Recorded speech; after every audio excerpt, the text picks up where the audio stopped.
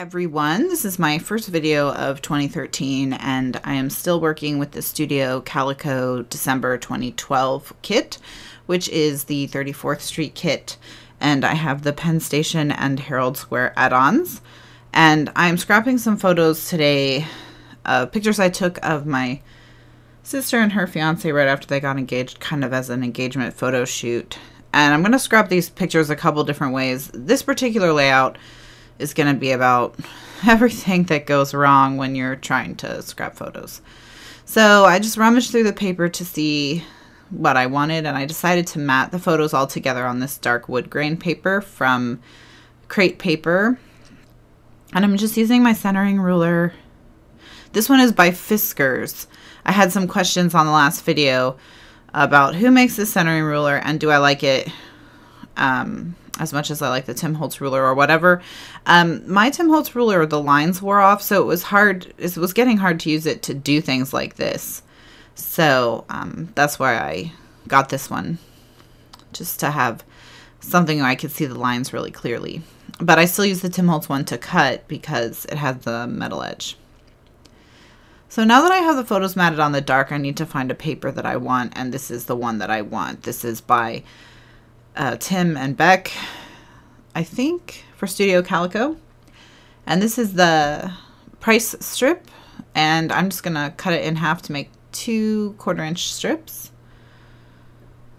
And I'm thinking I'm going to put it at the top and bottom of the page, and then I didn't like it that way or the other way, so I end up scrapping that idea. And while I'm thinking about what to do next, I'm going to cut a hole in this paper, because this paper, I think, it's just really pretty with the sort of pinks and yellows and creams and peaches, and I just want to save a piece of it for later.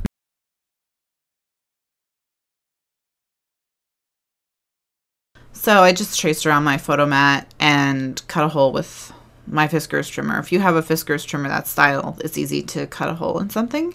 And if you don't, you can use a craft knife. So now I'm taking some of this Amy Tangerine paper and I'm matting it on there to pull out more of the pinks that are in the background. And I like it, but I don't like that hard edge on the bottom, so I'm just going to tear it to give more texture and to give it kind of a more natural look. And then I feel like it's blending into the background too much. So now I am finding the place where I'm going to use those strips. And I'm going to use it as a layer in between the pink and the background. And the orange stripe pulls the orange out of the background too. So it's not just sort of a light pink on a light orange. That was a little too muddled looking. So then I think I want some blue, just because there's jeans in the photos and blue and orange are opposite each other on the color wheel. So blue is going to add a real intense contrast, and that's going to make the photos lift off the page visually. So I added that blue stripe, which is, I think, on the back of the pink paper. So that would make it American Crafts. And now here's another piece of my homemade paper tape, and I'm going to add another price strip. This one's from the Ready, Set, Go collection, and I'm just going to snip that off. And then I decided to tear the edge, the one edge, so it would look a little more raggedy like the tissue tape. And I'm just now going to add another little strip of blue to the other side of the layout.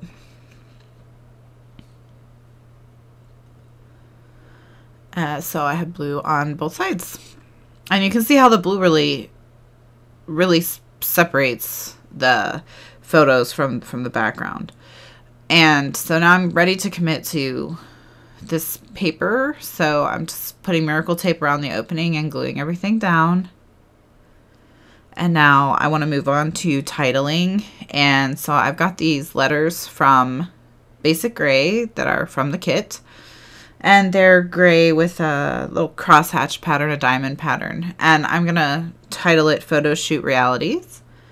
And I just skipped that whole part in the video because I think you guys have seen me glue letters down on layouts enough times to know how I do it. So these are some sequins that came in the 34th Street kit, and I like the star because they're kind of the stars of the photo shoot or the models. So I like the star, but I didn't want all stars, so I'm doing stars and then white sequins. And then because it's about a photo shoot, I also want cameras. And I'm just going through my wood veneer cameras to find the camera most like the camera I used that day. So I'm going to go with one that looks sort of has a SLR shape. But I'm going to color the 3 cameras 3 different colors with distress stain. You see I have my distress ink chart out to see which colors match the background. And the 3 colors I use are scattered straw, dried marigold, and spiced marmalade. And I'm going to put the cameras in a row so it has kind of a ombre effect. So I'm going to start with the yellow at the top. And then that's the scattered straw. In the middle is the dried marigold, and on the bottom is the spiced marmalade. And then that was quite an intense orange, and then cameras in only one spot, so I wanted to add cameras in other spots. So I just tested a pink and an orange ink to see if I liked them, and I'm going to turn those into an embellishment, kind of will look like a printed die cut. And both the camera stamp and smile stamp are from Dear Lizzie Neapolitan by American Crafts. And the inks are Color Box Fluid Chalk inks in Tangerine and Rose Coral. So what I'm doing is I'm just grabbing spellbinders, and I'm going to use the spellbinders to cut them out. And I've been asked about how I store my dies, and I'll do I did film a separate video to post on this, but what I use are DVD sleeves. Those are the Atlantic DVD sleeves, and they come in a storage bin, and they can hold like 75 dies. And I put a magnet sheet in each DVD sleeve, and that holds the magnets where I can see them, and I can just flip through the bin like a file, and I can see all my thin dies very quickly, and it's very handy. So that's the Atlantic DVD storage bin and sleeves. And then the magnets come from Tape Online, I think. Pretty sure.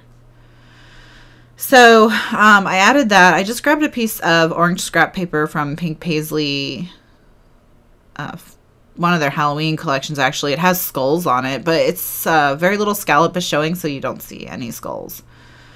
So I added my journaling, and then the white piece of paper, I didn't like how it was just kind of hanging off to the side. It looked unfinished. So I decided to add a sort of secondary title or second half to my title, which is now going to say, read Hurricanes, Grumpy Faces, Photo Shoot Realities. Because right after we finished this photo shoot, Hurricane Sandy pretty much made landfall that day, and the light changed, and all the leaves blew off the trees, and it's like we just squeaked it in right at the last minute. So now that's still looking like it could use some oomph, so I'm going to add some sequins, and the sequins weren't quite enough on their own, so I decided to add another camera, and that's going to help me bring some orange over there. So the sequins are going to be repeated in 3 places, and the orange cameras are going to be repeated in 3 places, and that's going to frame everything on the page really nicely. So I'm just using Quick Dry to glue my sequins down, and I use Best Glue Ever on Quick Dry to glue the camera down as well. And now I'm just going to show you the layout really quickly. So there's the first part of the title and the journaling, the sequins and the camera, and then there's the other sequins and the little cameras running down the side, and then the main part of the title. So that's the layout. Thanks so much for watching.